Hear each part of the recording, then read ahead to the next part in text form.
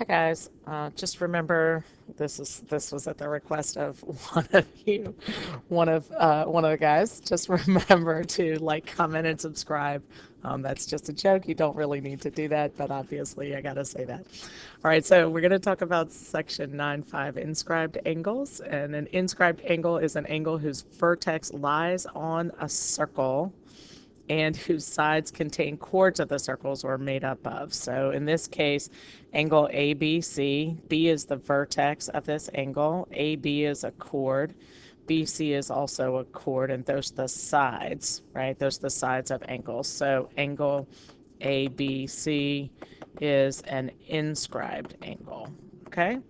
And there's a theorem about an inscribed angle, which we're not going to take time to prove right now because I just want to make sure you have the basics to get you through.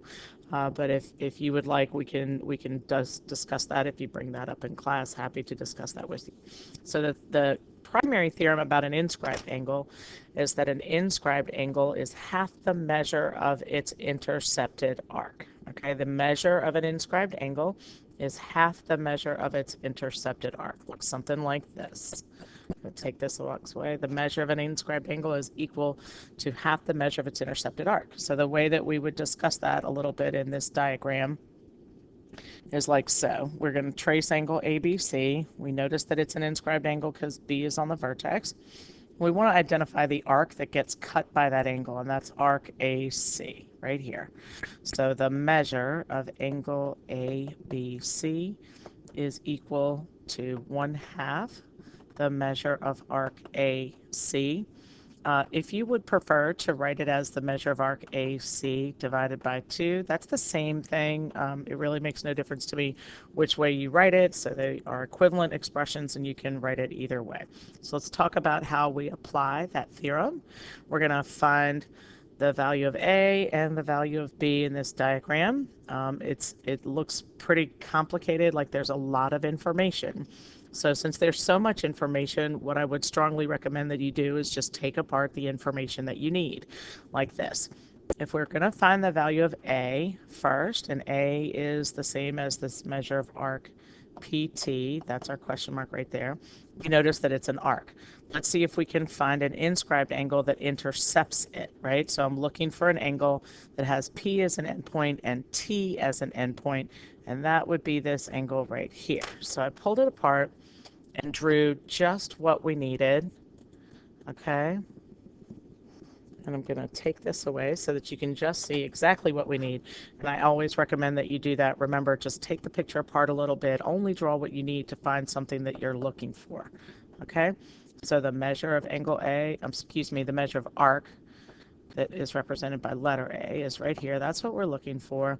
And you're going to keep in mind the theorem from up top that says the measure of an inscribed angle. So if this is an arc, an inscribed angle that intercepts that arc is angle PQT right here. Okay, so the measure of angle PQT is half of the measure of arc PT. That's what A is, right? But we already know the measure of angle PQT. That's 60 degrees. So let's plug that in and figure out what we need. And we're going to say that's half of A, which is what we're looking for.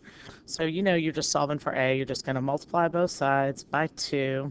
So let's multiply this side, let's put that in parentheses like that, by 2, and this side by 2 and cancel, and then you can say that A is 120 degrees, and you're done. Not so bad. Okay, then we're going to have to try to find out what B is. So again, I'm going to do the same thing as we did in the previous problem. I'm going to try to draw just what I need to find B. So looking at the circle, the original picture, here's B. Angle PRS makes up B, right? PRS will tell us that. So then I'm going to look for an arc that is intercepted by that angle. So I'm going to trace that. That would be arc PTS or arc PS if it's a minor arc, right? And again, I'm going to just try to redraw exactly what I need. So I'm going to get rid of this guy right here and move that away. So here we go again. So now I want to find B using this inscribed angle, B is the measure of this inscribed angle PRS, right? So let's find the arc that is intercepted by that. Starts at P, and when we talk about the arc that's intercepted, we mean the arc that lies in the interior region of that angle. So like all of this is the interior space of that angle, and that arc PS lies within there. That's how we talk about that a little bit, okay? So we're going to find the relationship again, according to the theorem at the top, is that the measure of angle PRS is equal to half the measure of arc PS. If you prefer to say arc PTS, that's okay. It shouldn't make any difference one way or the other. And we know that PRS is B, and that's going to be equal to half of, all right, now here comes the problem. We don't know the measure of arc PS, right? But don't forget that right up here in the previous problem, we found the value of A. So let's put in the 120 right here, and adjacent angles.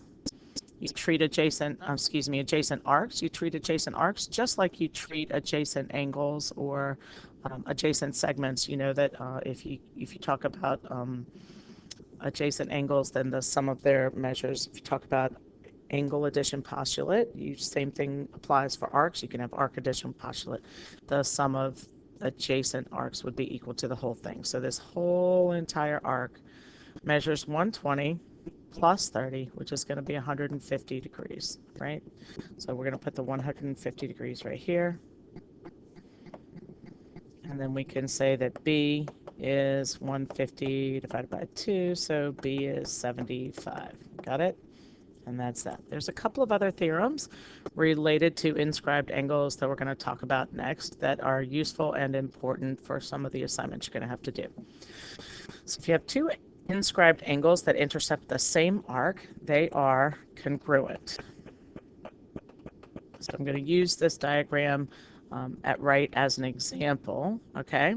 So we're going to talk about angle CDB. Here's angle CDB made up of chords and a vertex line on the circle, okay? And we're going to talk about angle CEB. CEB is also made up of two chords, different chords, also with a vertex on the circle, but they intercept the same arc CB. They both have arc CB as endpoints. I'm going to trace that in both of those colors so that you can see it kind of clearly. So remember that if angle CDB is inscribed in arc CB, and angle CEB is also inscribed in arc CB, then angle CDB is congruent to angle CEB. It's not that bad. So you know that angle CDB is congruent to angle CEB as long as they intercept the same arc. Next one. An angle inscribed in a semicircle is well, this should hopefully make logical sense because you remember that a semicircle measures 180 degrees. So if an angle is inscribed in a semicircle and it's half the measure of its intercepted arc, then you know it is a right angle. Got it? Okay, so if angle CDB is inscribed in semicircle, arc CB, and I should use 3 points. If I had a third point, I'd do it. Then angle CDB is a right angle. And of course, by definition, then that means the measure of angle CDB is equal to 90 degrees, and that can be really useful. Okay, so we always want to look for those whenever we can find them, finding an angle that's inscribed in a semicircle. So how did we know that that was a semicircle? Remember, this is a diameter. It passes through the center of the circle. Okay, look for that point to help tell you. So one of the third theorems is that opposite angles of a quadrilateral inscribed in a circle are supplementary. supplementary. Okay, always true. So your quadrilateral doesn't have to be a parallelogram. It doesn't have to be a square rectangle. But opposite angles of a quadrilateral inscribed in a semicircle will always be supplementary. Okay, remember that if it's inscribed, then that should mean that the vertex of each of those angles lies on the circle, and the sides are made up of chords of the circle. Got it? So if A, B, C, D is inscribed in a circle, then we can say that the measure of angle A plus the measure of angle C is equal to 180. That's what the definition of supplementary angles would be. And the measure of angle B plus the measure of angle D is also equal to 180. Got it? Okay. All right, last one. The measure of an angle formed by a tangent and a chord is half the measure of the intercepted arc.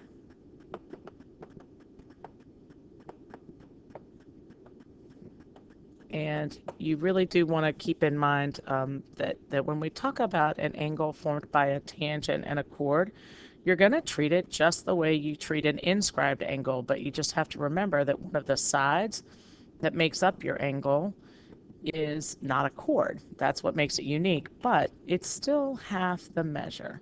Okay, so that would tell us that if angle IKL is formed by chord IK intersecting tangent line KL, then the measure of angle IKL is half the measure of arc IK. Again, if you really prefer to write it in this form with the measure of the arc over 2, that's fine. It shouldn't make any difference whatsoever. All right, so let's see if we can apply each of these theorems on the next page. And some examples that we're going to do. All right, so we're going to find the measure of each numbered angle. Every time you're dealing with circles and you have a lot of information in one picture, you just want to analyze the information a little bit, pay attention to what you have, look for radii, look for diameters, look for chords, look for central angles, look for inscribed angles. Now we've got a new thing. We're going to talk about inscribed angles. So here's one thing that I definitely notice. I noticed that we have a diameter right here. That's really useful, right? Why is that useful? Because that means we have a semicircle right here on each side, technically. But why is that really particularly useful? Because then we know that angle 1, we notice that angle 1 has a vertex on the circle right there and is made up of chords. And angle 1 intercepts the semicircle. So what type of angle is angle 1? It must be a right angle. So the measure of angle 1 is equal to 90 degrees. And that makes things a little bit easier, right? Okay, now we're going to find the measure of angle 3. So there's probably a couple of different ways that you could go about that. I think that most likely what I'll use is I'm going to go ahead and say, okay, well, if we had the semicircle up top, notice that we also have a semicircle along the bottom half of this circle, right? And what's the measure of a semicircle? It's 180 degrees. So I'm going to add in, if that's 180 and now subtract 70 from 180, then this arc over here is 110 degrees, right? Okay, so now I'm going to trace the sides of angle 3. Angle 3, again, is an inscribed angle with a vertex on the circle. And now I'm going to trace the sides of angle 3. Notice that when I trace these sides, the sides of angle 3 intercept this arc that measures 110 degrees. So the measure of angle 3 is half of 110, which is 55 degrees, and you're done. So it doesn't need to be too complicated. You could have used the triangle if you wish. You could have probably said, okay, well, 70 is an arc that I know, and so this inscribed angle over here is 35 degrees, half of 70, and then you could have used the triangle after figuring out that the measure of angle 1 was 90 degrees, and then you could have also gotten the 55 that way. There's a lot of different ways that you can work these problems. An expression would be, a lot of a lot of different ways that you could skin a cat. That's kind of a bad way of saying that, but don't hesitate to understand that there's different ways that the same relationships exist. All right, in the next picture in problem B, we're going to want to find the measure of angle 2. So let's figure out where angle 2 is, right? Angle 2 has this chord as a side right here, right? And angle 2 is, in fact, again, an inscribed angle with a vertex on the circle. Another side of that angle is this chord over here. So what I'm always going to look for is that intercepted arc, because if I know that intercepted arc, then I'm good to go. Well, I'm looking over here, and I don't know that intercepted arc. That's unknown.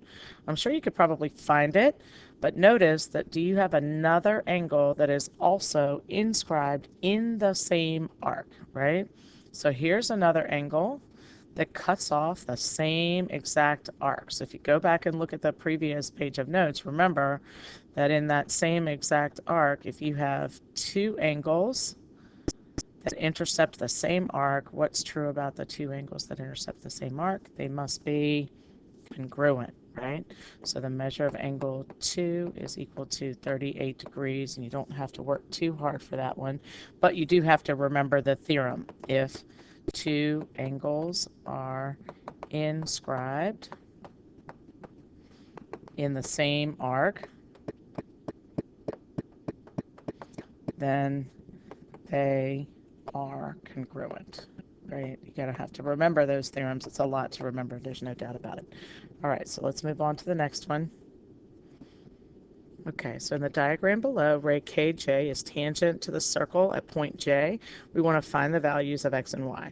So we've talked about tangents a little bit before, and that's great, but notice that in this particular picture, we don't have a radius drawn. So we know a relationship between a tangent and a radius, but there is no radius drawn in this picture. So we're going to have to think outside the box a little bit and maybe try to use some other things. So we want to find the value of x and y. So I'm going to see if I can pay attention to everything that's going on in this particular picture. A couple of things to notice. I notice that segment QL must be a diameter because this dot represents the center of the circle. So segment QL is the diameter, right? And that tells you that arc QL going this way measures 180 degrees. That's really hard to see in the yellow. So that's 180 degrees right there.